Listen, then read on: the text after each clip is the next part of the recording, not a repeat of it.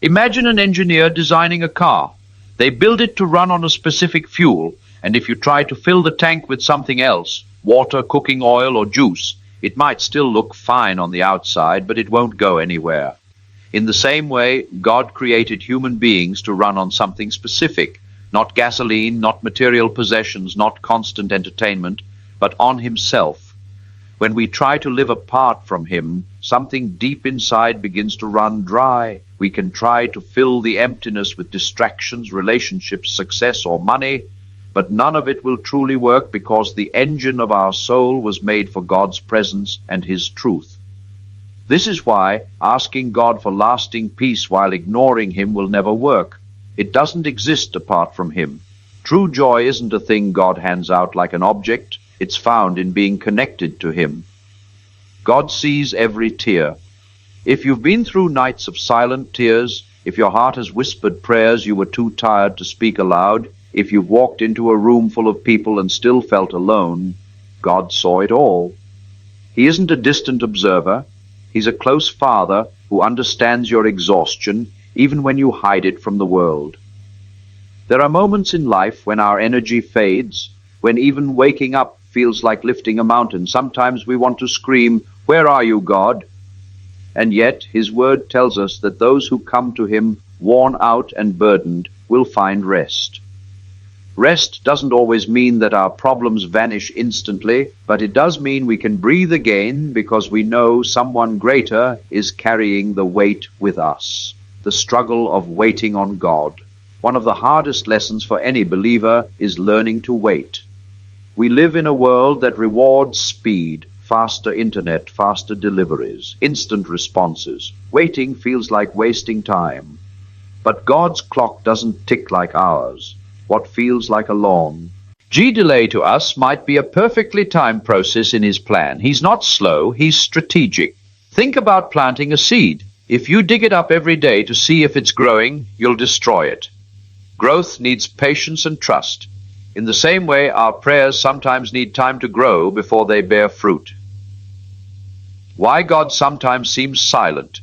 When we pray and there's no immediate answer, we start asking questions. Did God hear me? Has He forgotten me? Maybe I'm doing something wrong. But God's silence is not absence. It's often preparation. Consider Joseph's story in the book of Genesis. He was betrayed by his brothers, sold into slavery, falsely accused, and thrown into prison. Years passed with no visible sign of God's promises. But all along, God was moving the pieces into place so Joseph could one day save an entire nation from famine. If Joseph had given up in the waiting, he would never have seen the fulfillment of his destiny. The same is true for you. God might be arranging something far greater than you can imagine. Principle 1. God's delays are not His denials. When God doesn't answer right away, it's easy to think He's saying no. But sometimes He's saying, "Not yet. I'm preparing something better." Think about the story of Lazarus. His sisters sent word to Jesus that he was sick, expecting Him to come immediately. But Jesus waited. By the time He arrived, Lazarus was dead. It looked like hope was gone. But that delay allowed for something greater. Not just a healing, but a resurrection. In our lives, a delay might feel like a disappointment, but God can use it to set the stage for a miracle that wouldn't be possible otherwise. Illustration. It's like baking bread. If you rush and pull it out of the oven too soon, it will collapse in the middle. Waiting might feel pointless, but it's the only way for the bread to become what it's meant to be. Principle 2. Patience is spiritual strength. Patience is not just the ability to wait, it's the ability to wait without losing your peace. The world teaches us that interruptions are annoyances, but in God's eyes, they are often the real moments of life. Many of the things we see as delays are actually divine appointments. Patience means trusting that God is working even when we can't see it. It's about being steady in prayer, steady in faith, and steady in character. And the truth is, waiting shapes us. Just like a muscle grows stronger under resistance, our spiritual strength grows when we choose to be patient under pressure. Story example. A young woman I know prayed for years for a spouse. Every birthday that passed without an engagement felt heavier than the last.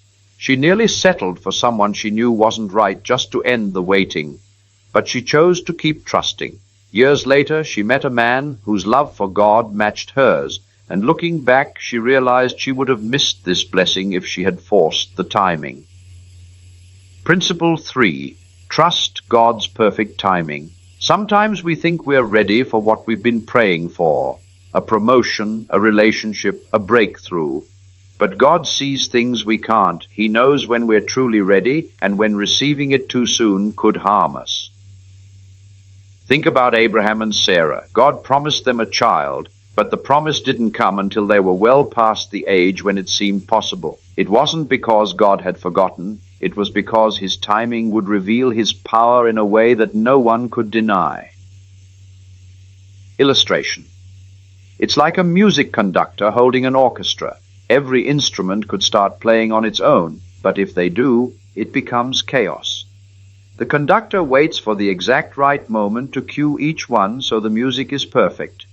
In your life, God is conducting every detail, and when it's your time, he will cue your breakthrough. Principle 4. Peace comes from surrendering control. True peace isn't found in knowing the outcome. It's found in knowing the one who controls the outcome. Many of us lose our peace because we try to hold the steering wheel of our lives while God is trying to guide us in another direction. Surrender doesn't mean giving up. It means trusting that God knows the best route. Practical tip. When anxiety rises, pause and say, God, I release this to you. I can't see the whole picture, but I trust that you do. Principle 5. God's plan is bigger than yours. We often picture our lives as a small, comfortable home, and we just want God to fix the leaks and maybe add a fresh coat of paint. But God's vision is so much bigger. He might be tearing down walls and building extra floors, not because he's destroying your life, but because he's making it into a palace. Story. Example. I once spoke to a man who lost a job he loved. He was devastated, but months later he was offered a position at a new company that allowed him to travel, meet influential leaders, and support ministries in ways he had never imagined. What felt like a demolition was actually the foundation for something far greater. How to wait well, stay in prayer. Even if you don't see movement, keep the conversation with God alive. Surround yourself with faith-filled people. The voices you listen to will shape your hope. Focus on what you can do now. Waiting doesn't mean doing nothing. It means doing what's in your hands while trusting God with the rest. Look for small blessings. Gratitude shifts your perspective and makes the wait lighter. Final encouragement. If you feel tired from waiting, know this: God hasn't forgotten you. The delay isn't wasted time, it's preparation time. Your prayers are not lost in the air, they are stored in heaven until the exact right moment. When the answer comes, you will see why it couldn't have happened any earlier. You'll realize that the waiting made you stronger, wiser, and more ready than you ever thought you could be. So hold on, keep believing, keep your eye as on the one who writes your story. And when the breakthrough comes, and it will, you'll look back and see that every tear, every unanswered prayer, and every silent night had a purpose.